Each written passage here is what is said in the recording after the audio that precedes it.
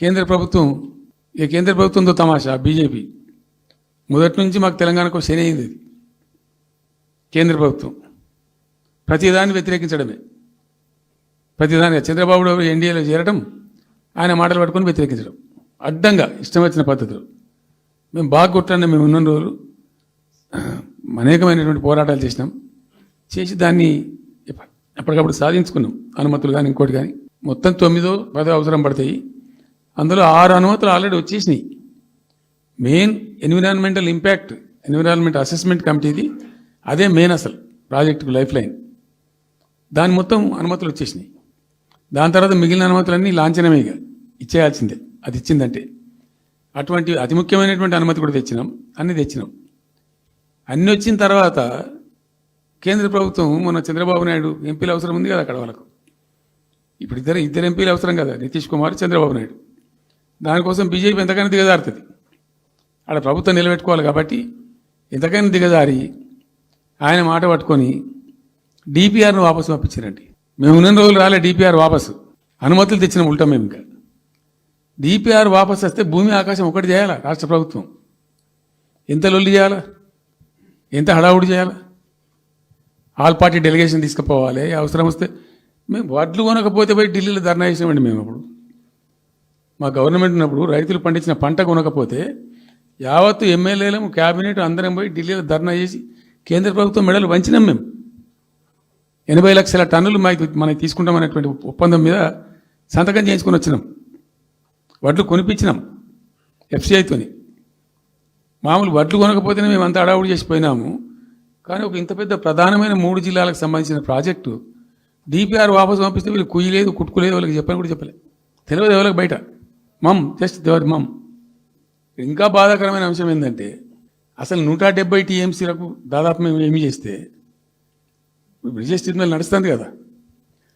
దీనిలో ఎట్లుంటుందంటే ఇంకో విషయం అండి, నేను స్పష్టంగా చెప్తున్నాను, మళ్ళీ కన్ఫ్యూజన్ అవుతుంది. దేశంలో ఒక కొత్త రాష్ట్రం ఏర్పడితే దానికి కొన్ని సంక్రమణలు ఉంటాయి. నీళ్ళెన్ని రావాలి, ఫలాన్ని ఇంత రావాలి అని కొన్ని సంక్రమిస్తాయి ఆటోమేటిక్గా. అది ఎస్ఆర్సీ యాక్ట్. భారతదేశంలో ఇనీషియల్గా ఉన్నాయి 14 స్టేట్సే. ఇప్పుడు జమ్మూ కాశ్మీర్ అదేదో వాళ్ళు చేసినారు, కానీ అదర్వైజ్ 15 రాష్ట్రాల తర్వాత ఏర్పడ్డాయి. వాళ్ళు దాన్ని ఇప్పుడు యూనియన్ టెరిటరీ చేసింది కదా లద్దాఖ్ను. 15 అంటే ఒరిజినల్గా ఉన్నదానికంటే ఇంకో రాష్ట్రం ఎక్కువ కలిపి కొత్త రాష్ట్రాలు వచ్చినాయి. సో వాటికి ఒక పద్ధతి ఉంది. ఏ రాష్ట్రం ఏర్పడ్డప్పుడు దానికి ఏదేమి ఇవ్వాలి, హైకోర్టు ఎట్లా, పలాంది ఎట్లా అన్నీ దానికి ఒక చట్టం ఉంది. అవన్నిటిని బుల్డోజ్ చేస్తూ ఇక్కడ ఇయ్యలే. నీళ్ళు ఎన్ని రావాలా, ఫస్ట్ ఛాయిస్ వాళ్ళకి ఇస్తారంటే ఆ రాష్ట్రాలకు ఇస్తారు. ఏ రాష్ట్రాలు అయితే విడిపోయినాయో మీరు మ్యూచువల్ అండర్స్టాండింగ్లో చేసుకోండి అని ఇస్తారు. ఇక్కడ పొసిగే కార్యక్రమం కాదు.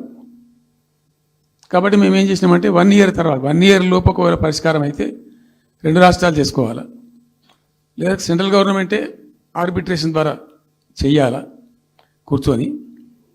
చేయనప్పుడు ఏం చేయాలంటే సుప్రీంకోర్టుకు పోవాలి. మేము 1 ఇయర్ తర్వాత కేంద్ర ప్రభుత్వానికి అప్పీల్ చేసినాం. సెక్షన్ 3 వేయండి, మాకు కృష్ణా జలాల పునఃపంపిణీ చేయండి. చేస్తే దాన్ని వాళ్ళు ఖాతరు చేయాలి. మేము సుప్రీంకోర్టుకు పోయినాం. సుప్రీంకోర్టు కోపానికి వచ్చింది కేంద్ర ప్రభుత్వం మీద కూడా. ఒక రాష్ట్రం అంటూ ఏర్పడ్డప్పుడు యాక్ట్ ప్రకారం, పార్లమెంట్ యాక్ట్ ప్రకారం వాళ్ళకి రావాల్సిన అన్ని రావాలి కదా. మరి ఇది కూడా వాళ్ళకి ఏదో తేల్చండి, మీరు తెలుస్తారా లేదంటే అప్పుడు ఆ మంత్రి, ఆయన పేరు షెకావత్ ఉండే కదా, గజేంద్ర సింగ్ షెకావత్. నేను ఢిల్లీ పోయినప్పుడు నన్ను రిక్వెస్ట్ చేసిన ఆయన, బాయ్ సాబ్ మాకు కూడా ఇబ్బంది అవుతుంది, మీరు అది విత్డ్రా చేసుకోండి సుప్రీంకోర్టులో కేసు, మేము సెక్షన్ 3 చేస్తామండి. అప్పటికే 2-3 ఏళ్ళు గడిచిపోయింది, డిలే అవుతా ఉన్నది. నేను పోయినప్పుడు అలా అడుగుతున్నా, పర్సూ చేస్తున్నా, మాట్లాడుతున్నాం, ప్రైమ్ మినిస్టర్ లెటర్స్ ఇచ్చినాం, అన్నీ చేస్తున్నాం. ఫైనల్గా సుప్రీంకోర్టు చివాట్లు పెట్టిన తర్వాత వాళ్ళు ఉండి మీకు విత్డ్రా చేసుకుంటే దయచేసి మేము ఇట్లా సుప్రీంకోర్టు ఆర్డర్ వస్తుందని తెలిసిపోయింది వాళ్ళకు కూడా. ఆటోమేటిక్ ఇస్తుంది కదా కోర్టు ఆర్డర్, న్యాయప్రదంగా రావాల్సింది ఇస్తుంది. కాబట్టి ఎట్లా తప్పేటట్లేదు ఇక కోర్టు ఆర్డర్ ఎందుకని చెప్పి మీరు విత్డ్రా చేసుకోండి బాయ్ సాబ్, మేము ఇచ్చేస్తాము. మంచిగా విత్డ్రా చేసి మళ్ళీ లెటర్ పెట్టినాం. మీరు చెప్పిన ప్రకారం విత్డ్రా చేసుకున్నామండి అంటే లెటర్ పెట్టండి అంటే పెట్టినాం. అది ప్రాసెస్లో ఉంది సెక్షన్ 3 వేయడానికి. చివరికి వేసారు. ఇప్పుడు సెక్షన్ 3 వేసారు. దాని మీద బ్రిజేష్ ట్రిబ్యునల్ అపాయింట్మెంట్ కూడా అయిపోయింది. ఇప్పుడు వాదనలు జరుగుతున్నాయి, మాకేం రావాలి, మీకేం రావాలి, తెలంగాణ రాష్ట్రం, ఆంధ్ర రాష్ట్రం మాట్లాడుతూ ఉన్నారు. సో ద క్వశ్చన్ ఏంది, అక్కడ ఉంది ఇప్పుడు తేలుతుంది. మా ఉద్దేశం ఏంది, 90 టీఎంసీలు అయితే మాకున్నాయి నికరం, మాకు ఎవరు ఇచ్చేది ఏం లేదు, ఎవరు అడుక్కునేది ఏం లేదు. అడిషనల్ ఇంకో 60-70 టీఎంసీ, ఇంకో 70-80 టీఎంసీ కావాలంటే ఎట్లా అంటే, ఈ ట్రిబ్యునల్లో వచ్చేటువంటి అధిక వాటా ఏదైతే మనకు ఉంటుందో, ఇందులో ఒక గుడ్ సైన్ అని ఈయన బ్రిజేష్ ట్రిబ్యునల్ ఏం చేసిండు, వచ్చిన తర్వాత ఆయన ఒకటి చేసిండు. అంతకుముందు చట్టం ఏముంటుండే, 75% డిపెండబిలిటీ మీదనే నదుల నీళ్ళు కేటాయింపు జరగాలి, 75% డిపెండబిలిటీ మీద. మన కృష్ణా జలాలు ఇచ్చినప్పుడు అట్లే ఇచ్చిండ్రు. ఈయన బ్రిజేష్ ట్రిబ్యునల్ వచ్చిన తర్వాత ఈయన ఏం చేసిండంటే, 75% బోల్డ్ అండి, మంచి సర్ప్లస్ ఇయర్స్లో చాలా వర్షాలు పడుతున్నాయి, కావాల్సిన నీళ్ళు వస్తున్నాయి, అవి వేస్ట్ అవుతున్నాయి అనవసరంగా, అట్లెందుకు కేటాయింపులు చేసుకుందాం, 65% డిపెండబిలిటీ పెట్టుకుందాం అని చెప్పి పెట్టిండు. దాని ద్వారా ఏమైంది, మన కృష్ణా నదిలో ఒరిజినల్గా వచ్చిన అలాట్మెంట్ 811 టీఎంసీ, 811 టీఎంసీలే బచావ్ ట్రిబ్యునల్ ప్రకారం. కానీ తదనంతరం ఈయన బ్రిజేష్ వచ్చిన తర్వాత అది ఆల్మోస్ట్ 1005కి పోయింది, ఇంకో 195 టీఎంసీ పెరిగింది. ఆ 10% యాడ్ చేసే వరకు పెరిగితే అలా మనకు కూడా ఆటోమేటిక్ వాటా వస్తుంది. ఇప్పుడు తేలుతుంది అది. సో మేము ఆశపడ్డది ఏంటంటే, ఒరిజినల్గా పెట్టుకున్నటువంటి ఈ 90 టీఎంసీ అది బచావ్ ట్రిబ్యునల్ ఇచ్చిందే 45 టీఎంసీ. 45 టీఎంసీ మనం మైనర్ ఇరిగేషన్ లెక్కలు బాజాప్తా తీసి ఇచ్చినాం కాబట్టి అది యాక్సెప్ట్ చేసిన వాళ్ళు. ఈ 90 టీఎంసీ ప్లస్ ఇప్పుడు అడిషనల్ వచ్చేది కలిస్తే మనకు దాదాపు 170-160 దాకా తీసుకొని పోవచ్చు. కంఫర్టబుల్ ఉంటాం మనం, ఇక్కడ డ్రింకింగ్ వాటర్ కానీ ఇంకోటి కానీ బాధ లేకుండా ఉంటాం, ఆ జిల్లా సుభిక్షం అవుతుంది అని ఆల్రెడీ పాలమూరు జిల్లాలో తెచ్చుకున్నటువంటి 6.5 లక్షల ఎకరాల ఆయకట్టు ప్లస్ దీనిలో ఒక 7 లక్షలు వస్తుంది పాలమూరు, అంటే 13.5 lakhs పోతుంది. పాలమూరు జిల్లా కాడికి వస్తే నియోజకవర్గానికి 1,00,000 ఎకరాలు వారాలి. అంత కృషించి అంత కునారిల్లి 60 ఏండ్లు ఏడిసి గోసపడ్డ పాలమూరుకు ఒక పెద్ద రిలీఫ్ వస్తుంది. దీంతో మొత్తం జిల్లా టాప్ టు బాటం అంతా కూడా ఒక అద్భుతమైనది ఉంటుంది.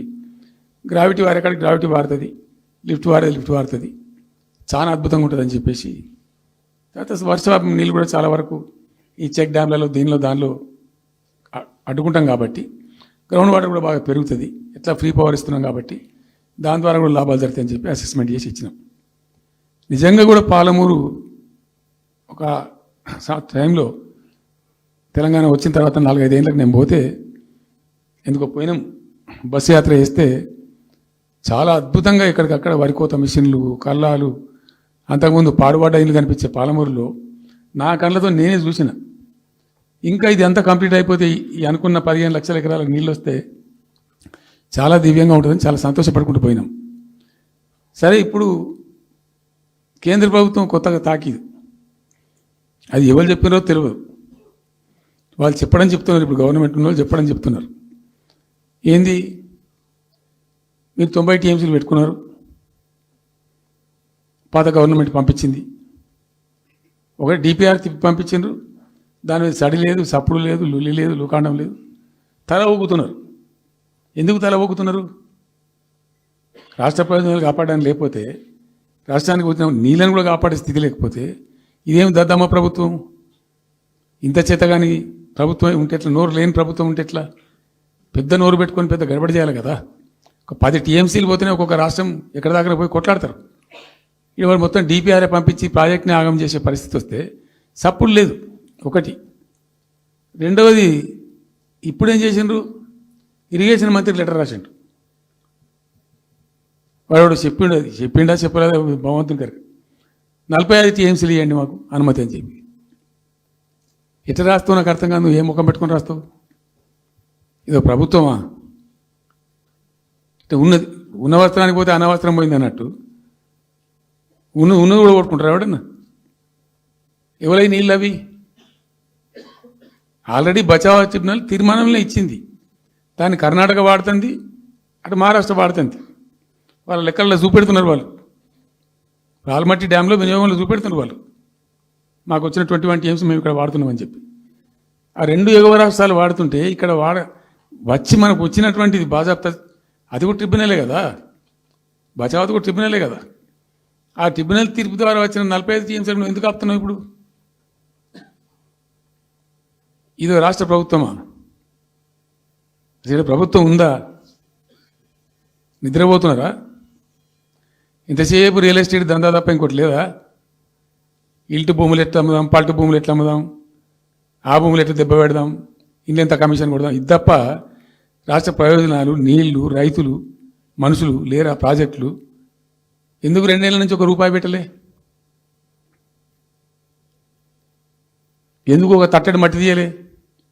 ఎవరు నిరోధించింది మిమ్మల్ని? ఎవరు అడ్డుపడ్డారు మీకు? ఎవరు కట్టేసారు మీ కాళ్ళను? అటు పైసా పనిచేయరు, నిష్క్రియాపరత్వంగా ఉంటారు. డిపిఆర్ పంపిస్తే సపోర్ట్ చేయరు. ఇలా చివరికి 45 టీఎంసీ అని రాస్తారు. అంటే ఏం కాబోతుంది? ఎవరో ఒత్తిడి ఉంది దీని వెనుక? ఏం కుట్ర దాగి ఉంది ఇది? 2 ఏళ్ల నుంచి నేను మౌనం పాటించి చూసుకుంటూ వస్తున్నాం. తప్పని పరిస్థితి నేను బయలుదేరినప్పుడు తప్పదు. అటు కేంద్రాన్ని ఎక్స్పోజ్ చేస్తాం, ఇటు రాష్ట్రాన్ని ఎండగడతాం ప్రజల మధ్యలో ఖచ్చితంగా. ఇలా మొత్తం విస్తారంగా మాట్లాడినాం, చర్చించినాం. చాలా పెద్ద ప్రజా ఉద్యమాన్ని శ్రీకారం చుడతాం. కంపల్సరీ పాలమూరు, రంగారెడ్డి, నల్లగొండ జిల్లాలలో గ్రామాన దానికి పోస్టర్ డిజైన్ అవుతుంది, కరపత్రం డిజైన్ అవుతుంది. ప్రజా ఉద్యమాలు చేస్తాం, పెద్ద బహిరంగ సభలు పెడతాం. నేను స్వయంగా అటెండ్ అవుతున్న బహిరంగ సభలకు. ప్రజాక్షేత్రంలో ఈ ప్రభుత్వం యొక్క నిష్క్రియాపరత్వాన్ని ఎండగడతాం. ఇప్పుడు వాయిస్ అయితే తెలంగాణకు, మరి తెలంగాణకు ఉన్న ప్రభుత్వం మాట్లాడకపోతే ఇంకెవరు మాట్లాడాలా? మాకు 2 బాధ్యతలని, ఒకటి తెలంగాణ తెచ్చిన పార్టీగా, రెండవది ప్రధాన ప్రతిపక్షంగా కూడా కంపల్సరీ మా డ్యూటీ మేము చేయాలి. అందుకోసం గాను వీళ్ళు ఏదో తమాషకు మేము అదోటి ఇదోటి అడ్డం పొడుగు మాట్లాడి, కిరికిరి మాటలు మాట్లాడి, ఈ కారు కూతలు కూసి ఏదో చేస్తామనుకుంటే నడవదిగా. ఈ ఏళ్ళ దాకా వేరే కథ, రేపటి నుంచి వేరే తోలు తీస్తాం ఎక్కడికక్కడ. ప్రజలు ఖచ్చితంగా ఎక్కడికక్కడ నిలబెట్టే ప్రయత్నం చేస్తాం. అడుగున చెక్ చేస్తాం, ప్రతి విషయంలో చెక్ చేస్తాం. Sufficient time we have given. మేము తొందరపడి మేము ఎందుకు కన్నెర్రయ్యి మా ప్రభుత్వం పోయింది వీళ్ళు వచ్చింది అనేటువంటి ఒక పిచ్చి అయ్యి అట్లా మేము చేయలే, అటువంటి వాడికి పోలే. ఇష్యూల మీద పోరాడుతున్నాం, ఒకే ఫీజు రియంబర్స్ మీద పోరాడుతున్నాం, ఇంకోటి పోరాడుతున్నాం. రకరకాల భూదందాల మీద, దోపిడీ మీద, చెర్ల మీద, చెర్ల మీద పోరాడుతున్నాం. పార్టీ కొట్లాడుతున్నది, తప్పదు కాబట్టి కొట్లాడుతాం. ఇప్పుడు మొత్తం మొదటికే ముప్పొచ్చే పరిస్థితి ఉంది. అటు గోదావరి మీద అరాకిరి చేసి చంద్రబాబు నాయుడు, ఏపీ ప్రభుత్వం నల్లమల సాగరు, ఈ సాగరు, ఆ సాగరు, అటు గోదావరి దోపిడీ జరుగుతూ ఉంటే దాని మీద సప్పులు లేదు. ఇటు కృష్ణలో ఇంత ఘోరంగా పాలమూరు ఎత్తిపోతల మీద దీని మీద సప్పులు లేదు. మరి ఎవరి ప్రయోజనాల కోసం ఉన్నట్టు రాష్ట్ర ప్రభుత్వం? ఏం చేయడానికి ఉన్నట్టు? ఏం జరుగుతున్నట్టు రాష్ట్రంలో? కాబట్టి ఎట్టి పరిస్థితుల్లో నేనే స్వయంగా రంగంలో దిగాలనుకున్నా. దినం ఈరోజు డిసిషన్ అయిపోయింది. 2-3 రోజులలో, 2-3-4 రోజులలో, రాబోయే 3-4 డేస్లో ఆయా జిల్లాల నాయకులతో సమావేశమై ఖచ్చితంగా చాలా పెద్ద ఎత్తున అక్కడ గ్రామానికి డప్పు కొడతాం, మొత్తం సభలు పెడతాం, కవులు, గాయకులు, కళాకారులు అందరినీ తట్టి లేపుతాం. మీ పత్రికా విలేకరులను కూడా రిక్వెస్ట్ చేస్తాం. అక్కడ జరిగే అన్యాయాన్ని, ప్రజలకు జరిగేటువంటి అన్యాయాన్ని, ఈ జలదోపిని అరికట్టాలని ఈ కేంద్ర ప్రభుత్వం అవలంబిస్తున్న విధానాన్ని కూడా తప్పకుండా చేస్తాం. ఇన్ని రోజులు ఒక రకంగా పోయినాం, కానీ తప్పేటట్లేదు. ఇప్పుడు ఎవరితోనైనా సరే కొట్లాడతాం, తెలంగాణ కోసం భయపడం, యాందాకాని పోతాం, ఈ కొండ మీద గోపైనా సరే కొట్లాడతాం, తప్ప ఇడిచిపెట్టాం. ఇక్కడ ఏమి ముఖాలు చూసేది కానీ ఇంకోటి కానీ నైసిటీస్ ఏమి లేవు. There is no nicety at all. Will fight, డెఫినెట్గా ఫైట్ చేస్తాం. ఎందుకంటే రక్షించుకోవాలి, రాష్ట్రం యొక్క హక్కులు రక్షించుకోవాలి, నీళ్లు రక్షించుకోవాలి, రాష్ట్ర ప్రజల ప్రయోజనాలు రక్షించుకోవాలి. ఈ విధంగా ఇప్పుడు మా కళ్ళ ముందు జరిగినటువంటి దీనిలో ఈ దుర్మార్గంలో ఎట్లా మౌనం పాటిస్తాడు కేసీఆర్? ఎందుకు మౌనంగా ఉంటాం? ఎవరి కోసం ఉంటాం? ఎందుకోసం ఉండాలి? కాబట్టి అరాకిరి ముచ్చట్లు కావు. ఇష్టం వచ్చినట్టు మాట్లాడి, ఇష్టం వచ్చినట్టు ఆల్తు ఫాల్తు కూతలు కూసి ఏదో చేస్తామంటే అది జరిగేది కాదు, జరగనియం.